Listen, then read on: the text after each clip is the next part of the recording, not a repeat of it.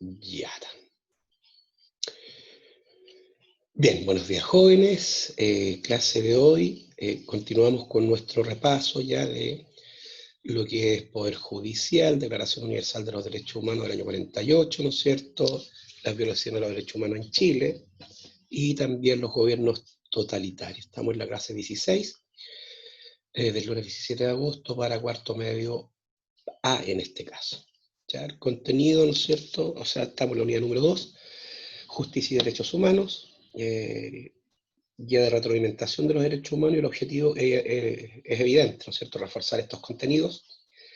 Las habilidades, las de siempre: análisis, síntesis, pensamiento crítico. Profesor quien les habla, correo cuartos.medios2020@gmail.com. Si mal no recuerdo, ustedes me ayudan, en la última clase,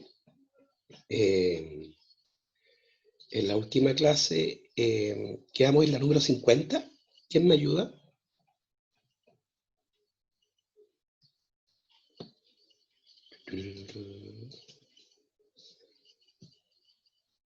¿Nadie se acuerda?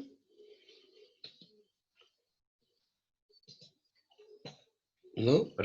Parece que sí. Parece, ¿no es cierto? Es la número 50. Sí. A ver. La subversión, ahí. ¿Nadie más se acuerda? Creo que era la 50. La paramos ahí el cuento. Ya. Entonces, comillas, dice: la subversión, desde ya hace algunos años, está presente en nuestro continente, amparada por las concepciones político-económicas que son fundamentalmente contrarias a la historia, a la filosofía, a la religión y a las costumbres de los países de nuestro hemisferio. Esta situación descrita no reconoce fronteras ni países, y la infiltración penetra en todos los niveles de la vida nacional.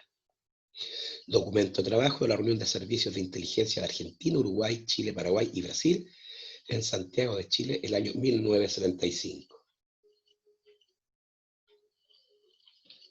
¿Ya?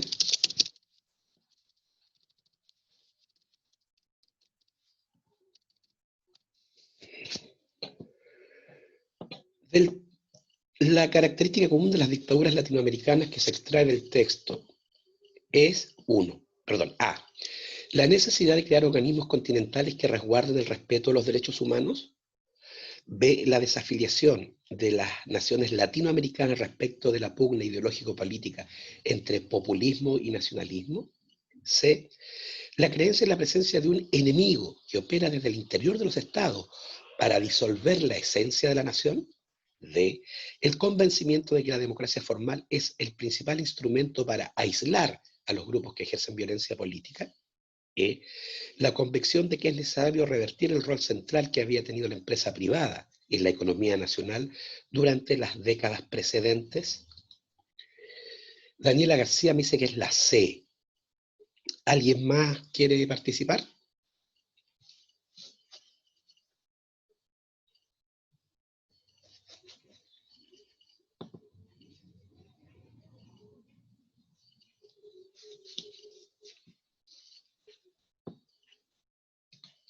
¿Nos quedamos con la C? La creencia en la presencia de un enemigo que opera desde el interior de los estados para disolver la esencia de la nación. Bien. ¿Quiénes eran estos enemigos? Los partidos, ¿no es cierto?, de tendencia marxista y los grupos más radicales de entre ellos, ¿no es cierto?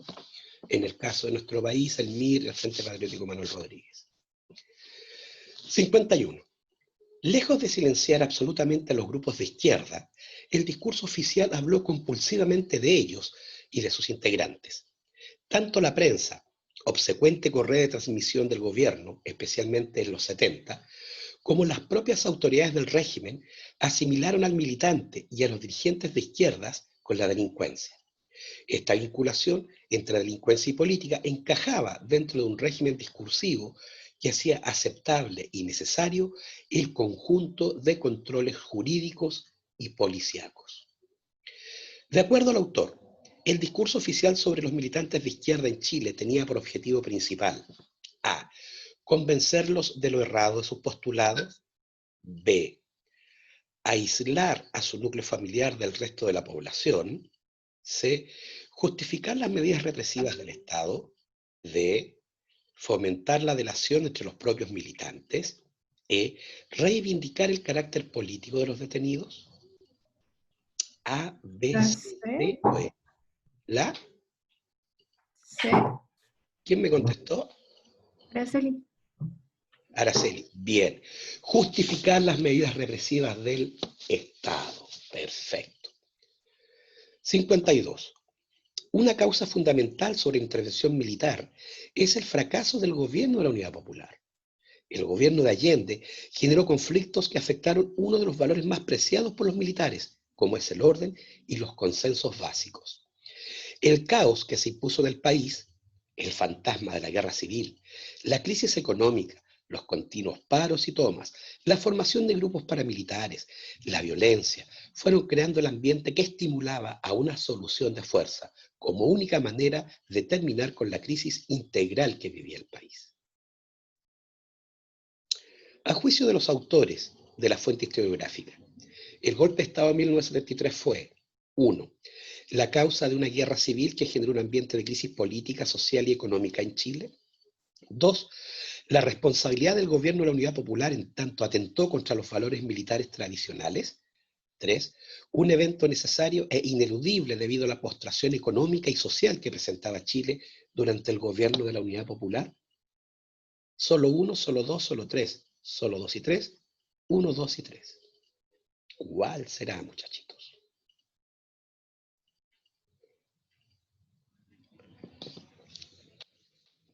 Será.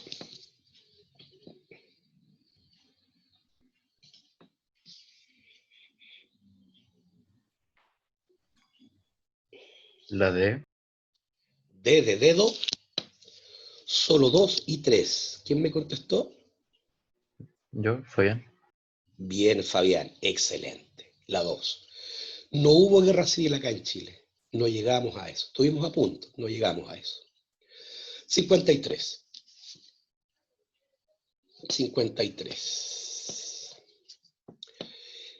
La influencia estadounidense se apreció aún con mayor claridad en las cifras de militares que efectuaron cursos en las escuelas y centros de entrenamiento de ese país, las que muestran un notorio incremento desde los cambios ocurridos en Cuba y la expansión de las fuerzas políticas de izquierda en algunos países de América Latina a partir de la década de los años 60. A partir de la fuente, es correcto inferir que 1. América Latina se vio influida por los avatares y disputas de la Guerra Fría, por los avatares, por los cambios. 2. Estados Unidos y Latinoamérica cambiaron su forma de relación después de la Revolución Cubana. 3. Estados Unidos tuvo una política de asistencia y preparación militar hacia militares de América Latina. Solo 1, solo 2, 1 y 2, 1 y 3, 1, 2 y 3.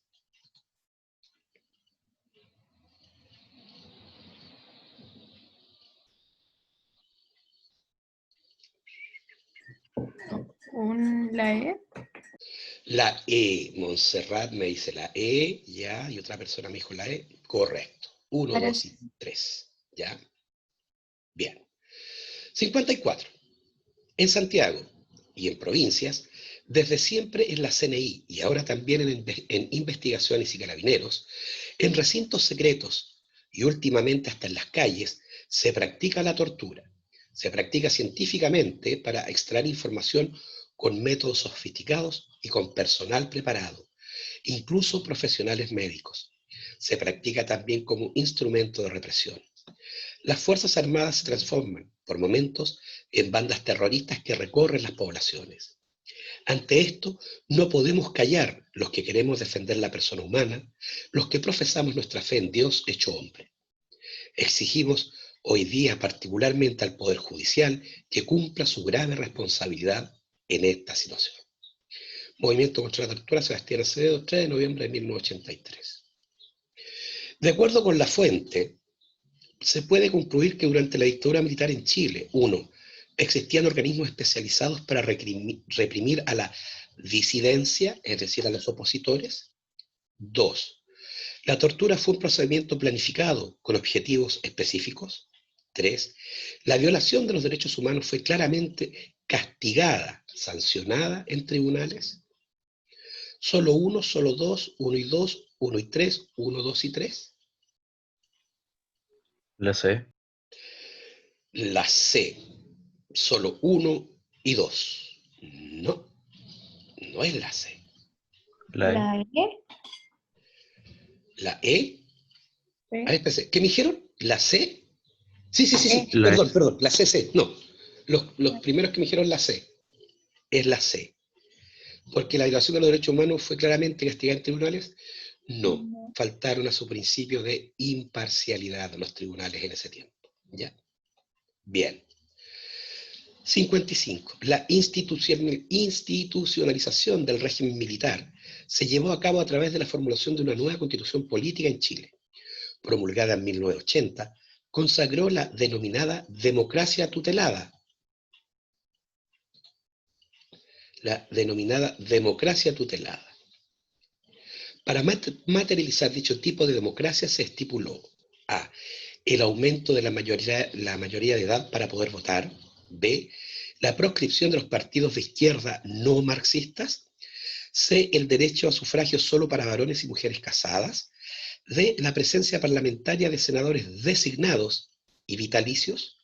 E. El derecho presidencial de cambiar a los comandantes en jefe de las Fuerzas Armadas. A, B, C, D o E.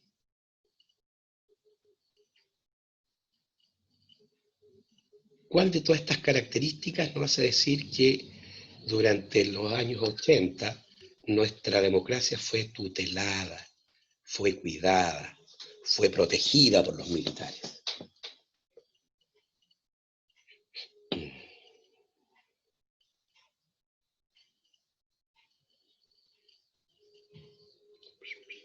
Montserrat Abdala me dice la A, no Monse, no es la A. La E. El derecho presidencial a cambiar, no, eran inamovibles en los años 80 los comandantes en jefe. Daniela García me dice la D, proscripción de los partidos de izquierda no marxistas. No, los que están proscritos eran los de izquierda marxistas. José Luis Erice me dice La D. La D. Ah, no, la C, la C, la C, la C, la C. no, la D de dedo. La D. Los senadores designados, ya, que según la Constitución del 80, el presidente de la República podía nombrar a 8 senadores a dedo, ¿ya? Y iban a ser senadores vitalicios aquellos presidentes que hubiesen cumplido más de 4 años en el gobierno. Y ese requisito era solamente para él, porque el primer gobierno de la democracia solamente duraba 4 años y por lo tanto el presidente Elwin no pudo ser senador vitalicio. ¿Ya? Bien, chicos. Y aquí, hoy día va a ser más cortita la clase. Vamos a comparar un gobierno totalitario, los nazis, los fascistas, el comunismo, los comunistas de la Unión Soviética, lo vamos a comparar con un gobierno democrático, ya con la democracia. Recuérdense el origen de la democracia, qué significa, los valores, los principios, las normas del juego democrático. Los vamos a comparar con los gobiernos totalitarios, ¿ya? ¿Quién me ayuda? Entonces tenemos características del gobierno totalitario versus una del gobierno democrático. Son una ayuda, son cosas totalmente opuestas. ¿Quién se la juega con la El primera? tipo de gobierno, ¿Mm? una es dictadura y el otro es democracia. ¿Quién me dijo eso? Montserrat Abdala. Monse, muy bien. Tenemos una entonces. El gobierno totalitario es una dictadura feroz, mientras que en la democracia, ¿no es cierto?, gobierna él, el pueblo, con los respetos a los derechos humanos, con la alternancia en el poder, por la lucha pacífica por el poder, donde manda la mayoría con respeto a la minoría, ¿no es cierto? En cambio, en las dictaduras ya de los gobiernos totalitarios está el partido único, ya que es el amo y señor, y se arroga la soberanía del pueblo. Muy bien. 2. ¿Quién me tira una segunda comparación? A ver, ¿quién se la juega? El gobierno democrático es soberanía popular y el otro es soberanía absoluta. ¿Quién me dijo eso? Araceli. Ya. En la democracia tenemos la soberanía popular, Es decir, el poder está en el cuerpo de ciudadanos, bien, y en el gobierno totalitario usted me dice que la soberanía está ¿dónde? En el Estado. En el Estado, manejado y cooptado por el partido único. Muy bien. Varones, no escucho a los varones. Una tercera comparación, a ver. Estoy suavecito, despedí 10 nomás. La violencia como método de gobierno, ¿no? ¿Quién Totalitarismo. me habla? Araceli. Araceli, ya. La violencia como forma de intimidación política, le podríamos decir. Sí. ¿Ya? Y en la democracia, ¿qué pasa con la violencia? No se permite porque respetan los derechos humanos. Perfecto, muy bien. 4, ya, pues chicos, 4, a ver, ¿quién me aporta? 4, 4. La libertad de expresión. ¿Quién me habla? Montserrat. Ya, Monse. ¿Qué pasa con la libertad de expresión en el gobierno totalitario? No hay libertad de expresión. Prácticamente el que no piensa igual que ellos se mata nomás. Po. Claro, ¿no es cierto? Se la presa o lisa y llanamente se la asesina. Así de clarito. ¿Y en un gobierno democrático, Monse? Sí se permite la libertad de expresión. Ya. ¿Y qué consiste la libertad de expresión, hija? Que uno puede pensar en lo que uno crea correcto, o sea, apoyar el partido político que uno quiera y no solamente uno que está como proclamado por el Estado. Bien. ¿Y qué deber trae aparejado el derecho a la libertad de expresión?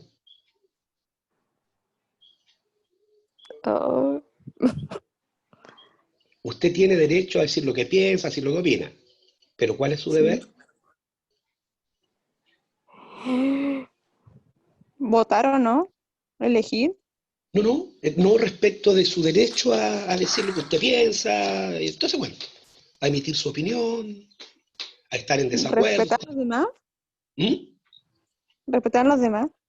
Respetar a los demás, ¿no es cierto? Hacerse cargo de lo que uno dice, ¿ya? Ahí está. Claro, yo Ya. tengo el derecho a decir cuanta tontera se me ocurra, sí, pero cuidado, tengo que hacerme cargo de lo que digo. En lo que yo diga no puede haber mentira, no puede haber calumnia, no puede haber injuria, no puede haber humillación, no puede haber prepotencia. ¿Ya? Porque tengo ese derecho, pero siempre y cuando yo respete la dignidad y la libertad del otro. Muy bien, Reina. Ya, pues varones, a ver, las niñas han sacado la cara. Un varón que se la juegue. Gobierno totalitario, gobierno democrático. Yo al principio les di la clave, es todo lo contrario. ¿Mm? La diferencia entre los sistemas económicos de cada uno. ¿Quién me habla? Fabián, La diferencia entre... en los sistemas económicos. El gobierno democrático utiliza la economía de libre mercado y el totalitario utiliza la economía centralmente planificada o idealizada. Bien, en el comunismo soviético, porque en el nazismo y en el fascismo utilizan, ¿no es cierto?, economías mixtas, ¿no es cierto? ¿Ya? Así que, pero muy bien, Fabián. Sí, señor Verdugo, le echo de menos a su aporte, ¿ya? Aquí estoy. El Sí, gobierno po, totalitario, hay ¿ya? una violación sistemática de los derechos humanos. El gobierno Chuatas. democrático, la promoción, defensa, y hay entidades que siempre están defendiéndolo, por Excelente, poner un muy ejemplo. bien, muy bien. 7, ya, varones, Frank, a ver, el David, tan calladito, el José Luis. ¿Mm? ¿Quién se la juega? Vamos en la 7. En la 7. Y nos estamos candidateando al primer 7 de este segundo periodo, porque no podemos hablar de semestre. Varones, Anaís, a ver, ¿dónde están? Melanie, Isidora Pincheira. La Isidora Rojas no la veo por ninguna parte. 7, gobierno totalitario versus gobierno democrático. Kim Jong-un, Este otro muñequito que revivió los gobiernos totalitarios en pleno siglo XXI, cuando pensábamos que habían desaparecido estos bicharracos. Ya, pues él se la juega, vamos en la 7. Pom, poro, pom, poro, pom, pom, pom.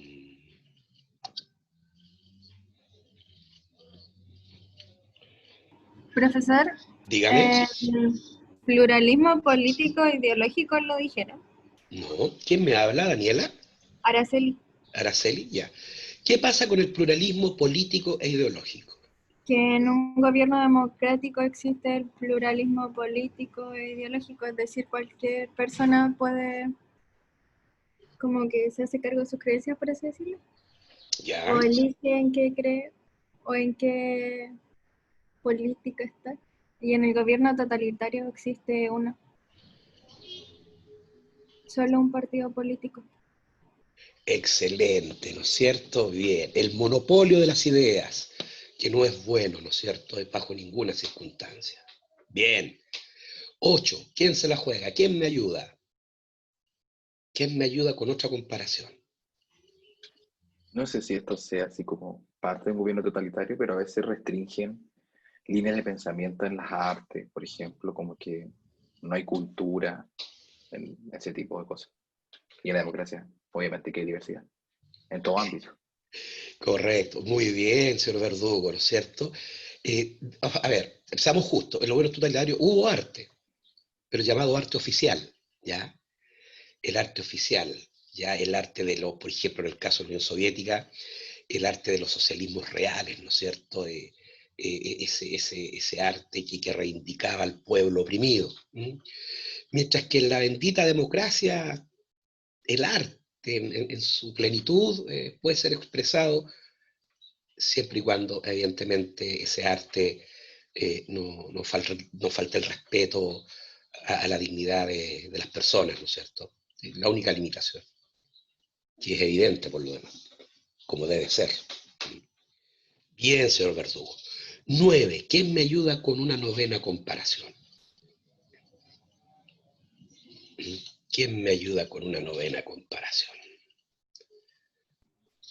La igualdad ante la ley. 9. ¿Quién me habla? Araceli. ¿Qué pasa con la igualdad ante la ley, Araceli, en un gobierno totalitario? En un gobierno total... Ay, espérame, me enredé. Igualdad ante la ley, me dijo usted.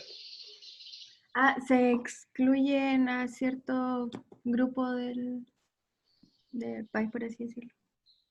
Por ejemplo, en Chile los marxistas. Pero nosotros no tuvimos un gobierno totalitario, tuvimos una dictadura. A ver, déjame pensar. ¿Ya? Igualdad ante la ley. A ver, en una democracia, ¿qué pasa con la igualdad ante la ley?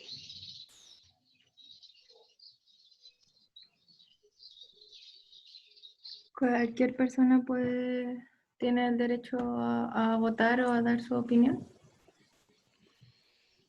Básicamente, cuando hablamos de igualdad ante la ley, estamos diciendo que en una democracia todo ciudadano tiene derecho a que se respete su debido proceso.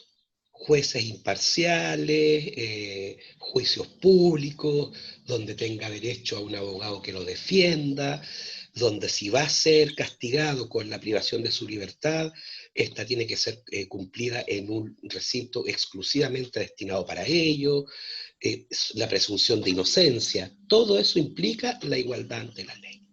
¿Ya? ¿Qué pasa con eso en un gobierno totalitario? ¿Se restringe? ¿Ya? ¿En qué sentido? Si alguien la puede ayudar, bienvenidas sean los aportes. Recuerden que de tener la nota es para todos, incluso de los que tienen todo apagado y están jugando Play.